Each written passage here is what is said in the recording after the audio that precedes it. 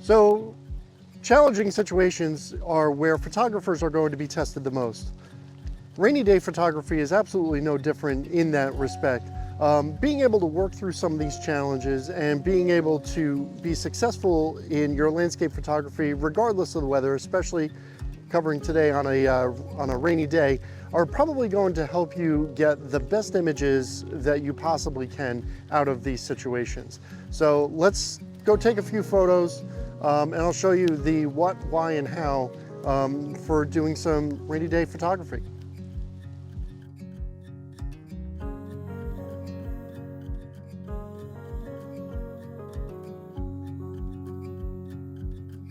So just like any other non-ideal times to take photos, there are risks to going out in the rain.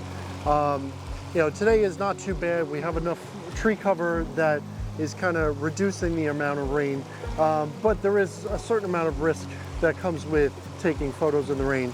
The nice thing is the reward is usually worth some of that risk. So a few things that you want to keep in mind for taking photos. We're streamside right now, so a few things to keep in mind for taking photos in the rain and inclement weather. The first is protection. I'm wearing a raincoat. I've got a rain cover for my camera. This keeps it from getting wet. There is water dripping down on it. It is a touch screen. Maybe a drop of water can change your focus point. But ultimately, you want to protect your camera from getting really wet. Like I said, I'm wearing a raincoat. Normally I would have a seat to sit on. I did not. I'm sitting on a wet rock, so I'm getting wet right now. You got to make sure to have some of that essential gear with you. A rain cover, an umbrella perhaps, poncho, anything to help protect you and your camera from getting damaged. So the next part is going to be gear. Besides the normal gear that you carry with you, it is kind of a dark and dreary day out. It is raining a little bit, it is cloudy, there's a little bit of mist in the woods here. The tree cover is blocking out some of the light that is coming through. But because of that dark and dreariness, you want to make sure that you have a polarizer with you, because that will help bring in some of the reflections in the water to reflect some of the green canopy. Or if you want to take that away, you can take that away. But the nice thing is, as well, is the polarizer will help you bring out some saturation in colors that exist in your scene that are kind of dull and gray because of the weather and the mist. So the last thing is going to be your settings. One of the things that is nice about a day like this is because it is a little bit darker, it's easier to take longer timed exposures.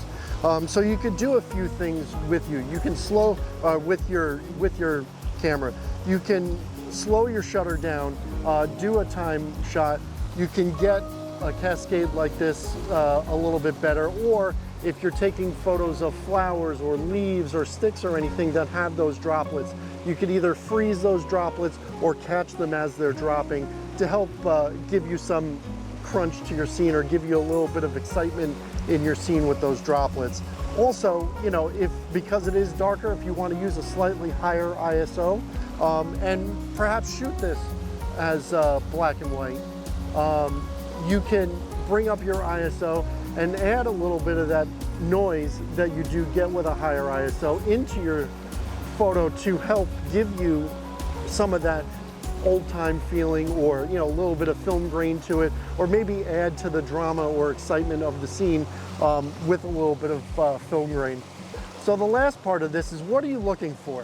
What are you going to look for when you're out like this? I mentioned it before, raindrops on flowers or leaves or, kind of branches or anything. Your streams are going to be flowing nicely because of the fact that it is raining, so that water is going to be coming down the stream. Might give you a nicer cascade, might give you a nice full stream to work with. Also, you can take advantage of these rainy days because the clouds might be a little bit lower. There might be a little bit of fog on some of your hills or in the valleys, so you can layer some of your photos using some of that mist and fog, and because the rain falling is going to help kind of take the brightness out of the further subjects, or at least kind of gray them out a little bit and give you a gradient going back. Gives you some nice layers doing that. So, you know, having a nice rainy day to take photos when the light is even, it's extremely even. Like I look around and it's all perfectly, you know, lit. You're not going to have any shadows. You're not going to have any dappled light on things to really pull focus on a particular subject. But this is your opportunity to focus on something in particular and maybe take a photo in a different way that you haven't before, or maybe process it differently that you might not have done before. So with the right preparation and mindset, you will be able to overcome any challenges that you have and probably capture one of your best photos yet. So don't be afraid to get out there in the rain or, you know, any kind of inclement weather, as long as you do it safely and as long as you do it, you know, not only protecting yourself and your equipment, which I guess is the same as safely, but, you know, I want to really stress that point is make sure you get out there and do it safely. You know, don't put yourself in any kind of danger. But like I said, you know, just takes a little bit of planning, a little bit of forethought and preparation, and you really could get out and capture some of the best photos you ever have. So, as always, thank you very much for joining me. I really do appreciate you watching this video. If you could give me a like on this video, subscribe, share with your friends on social media or what have you, that would be great. Speaking of social media, if you want to follow me on social media, you can find links to that in the description below. And like I said, thank you very much for coming along with me. Thanks for joining me. And get out there, take some great photos, and I'll see you again next week.